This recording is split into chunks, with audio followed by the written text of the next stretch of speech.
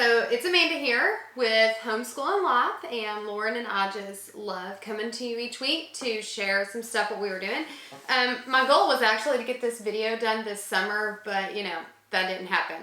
So this would be my unboxing of what I'm going to use this year. Because I'm actually schooling 4 kids in 4 different grades, I thought that it would be easier to just break it into 2 videos. So today we're going to talk about my 6th grade curriculum and my 8th grade curriculum. So what I'm going to do for those. I'm going to start with my 6th grade, or no. Let's start with the 8th grader. Let's start with the oldest. I don't really have anything to show for it, but we actually are going to switch math curriculums this year. I don't know how I feel about it, so it'll give me something to tell you guys at the end of the year. But I'm a Saxon girl. I think in my kindergarten video I mentioned it. I do Math UC for kindergarten, and then I'm Saxon all the way up. And so this year I'm actually switching to Shoreman.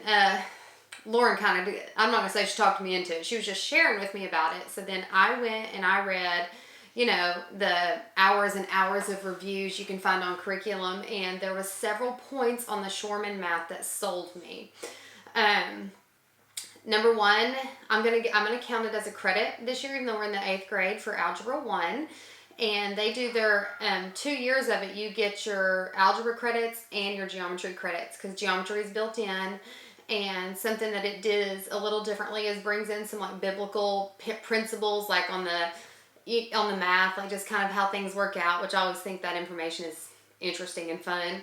And it also kind of puts questions on it that's going to be more on your tests, like that you would get for scholarships and stuff, SATs, ACTs, all those kinds of things.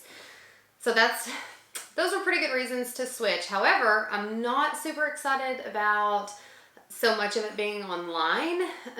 It's not really my cup of tea or my daughter's cup of tea, but we're going to try it this year. So there's some selling points, and I'm sure, I don't know, after we get going, I can come back with a maybe how's it going video or post, but we are switching to Shoreman. So it will, one of the benefits though, I don't know, it has like a lot of the teaching videos for her, so like she will not have to wait on me to teach her in the mornings, but that kind of makes me sad. Like math is my favorite. It's I love teaching math and history. Those are my 2 favorite things to teach. And so I enjoy teaching the math. Even the upper level maths I enjoy teaching. And so I kind of like that they have to wait on me to be ready to teach them their lessons each day. But I guess it's okay. We'll see how it's going. I mean, obviously I'll still teach, but she won't have to wait on me because there is a video. So all that to say, 8th grade, we are going to do Shoreman. I think we're doing Algebra 1 for 8th grade. The next thing is I switched my history curriculum. I guess this is the year of switching. This is, I don't know, our 10th or so year of homeschooling if you count pre-K, which I do because I planned and was pretty serious about it. And so we've done Story of the World. We've done a lot of different things. Well, we've done a lot of the same things because I've liked a lot of it. But this year, my kids, everybody just wanted to change. So we are going to do not grass history, which I am actually kind of excited about that. One of the selling points for me on the not grass was at the end of each chapter, I really liked some of the activities. All the reviews were good. This is going to be our actually it seems like 4th time to do American history. So we just wanted a different curriculum. So again, I'll be able to tell you at the end of the year if we liked it. We've done My Father's World, we've done Abeka, we've done Sunlight, we've done Mystery of History, and we've done Story of the World history. So this will be our first time for not grass American history. So I'm really excited to get into some of the like 1900s and up stuff. We haven't spent a lot of time there, so hoping for that this year. Writing for my 8th grader is IEW. We are sold on IEW. I think that the way it breaks down the writing and teaches the writing is just excellent. We've done a lot of their unit ones. We've done the medieval, we've done the American history, we've done the fun things fascinating. I think that's what it's called. And I'm just very pleased with the final writing projects my children are producing. So we're sticking with it. And I think, what did I pick? We're doing level B IEW this year. So, man, we thought about switching that one up, but what they're producing is just too good. I just can't do it because I think writing is really important. So IW for my 8th grader. Let's see, get to that last. Well, here's something. We're going to do a book study, a literature book study. I just bought one. I bought level 8. I bought it from The Good and the Beautiful. But as you can see, I just did my unboxing and I bought 2. This is the 3rd thing I've done this with this year. I bought 2 of these for one of my children. I guess I could maybe have my other one do it. He might not like that one though. I bought 2 math curriculums for my 1st grader. Like, I just forgot I already had it. And then I also bought a book that I already owned when we were at Mardell's. So maybe I should get a little more organized and take inventory a little better. So anyways, we're going to do that book study. Let's see. Handwriting. I kind of told her that she could be done with handwriting, but we really like these books. I think they're called journables. You just get them off Amazon, and it's got books of the Bible, and they just copy down a couple verses a day.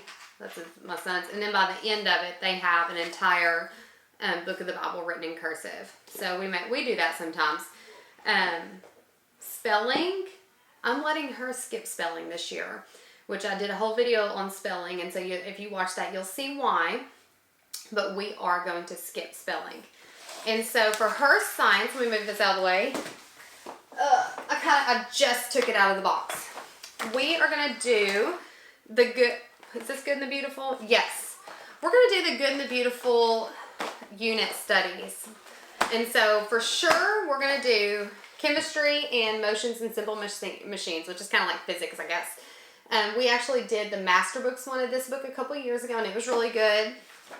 And we're going to do chemistry, and we're going to do another one towards the end of the year. But Lauren and I just said we're going to get through these 2 first, and then we'll pick probably the human body or health or something like that. Last year for science, we worked the kids really hard. We did one of the master books curriculums. It was like you buy it in for the year, and it was like a general science where they did oceans and weather and rocks and minerals, and there was a 4th one. But we really worked them hard this year. So this year I'm going to do science back as a family. Last year I broke it into 2 groups. This year we're coming back together as a family, and it's going to take some extra preparation on my part to get ready. But I bought the student journal workbooks for the appropriate age. And so in my planning the weekend before, I'm just going to get the supplies and ready for that. So I'm excited to bring science back as a family. Because last year we did history as a family in our book basket, but I did science completely separate. Let's see, what else I've got. I wrote on my marker board over here so I can not forget. Literature. I'm going to be assigning her a lot of high-level readings, especially to go with our history. And I'm going to give some assignments on those.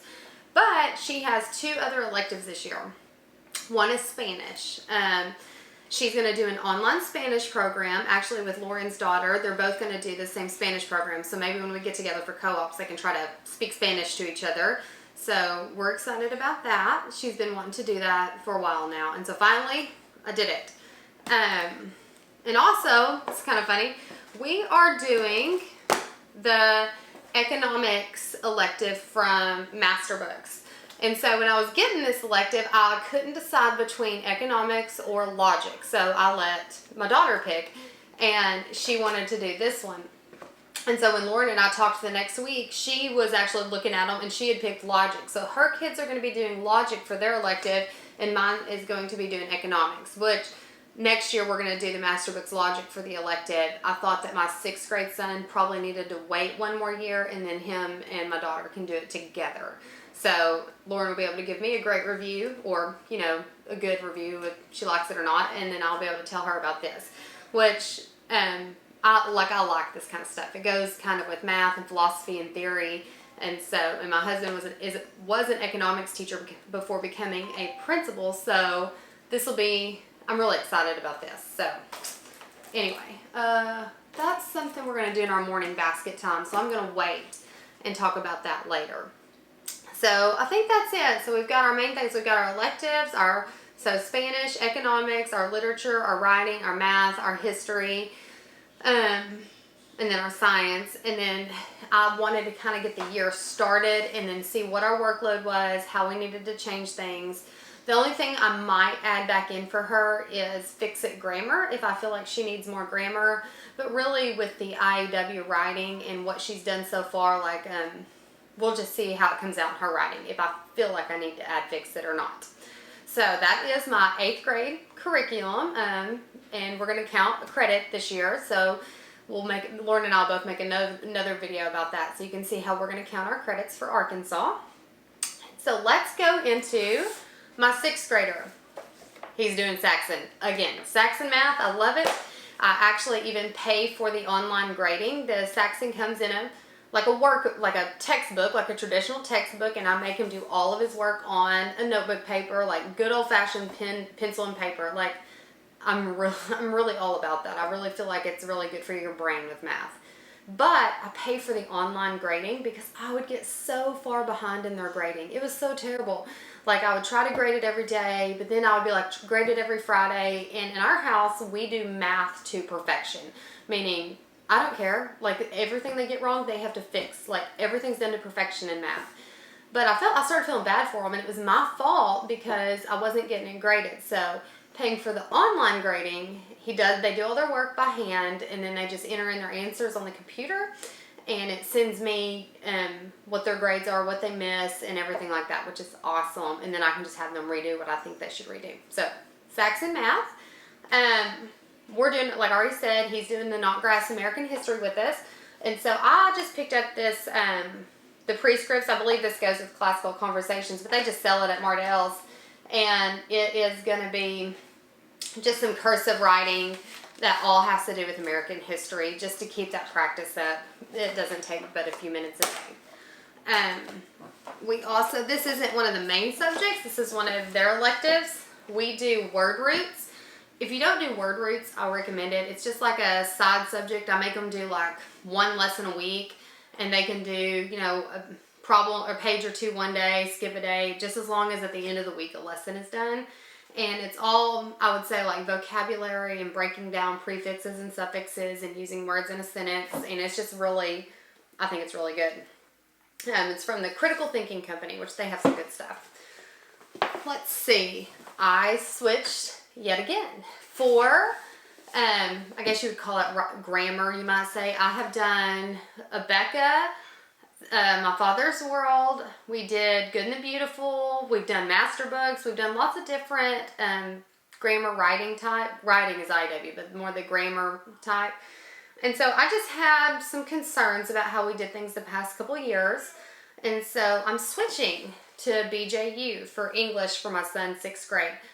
I don't know if I'm going to like it yet or not. It looks like what we would need. It looks like what I'm looking for. So I'll be able to give you a better idea at the end. So we're doing 6th grade English BJU. Saxon, let's see, science, he's going to do the same as us in cursive. So for my 6th grader, BJU English, if I don't feel like there's enough writing in with this, I'm going to pull out an IEW writing, and he'll do that every other week with it because their writing is so good in that. I love it.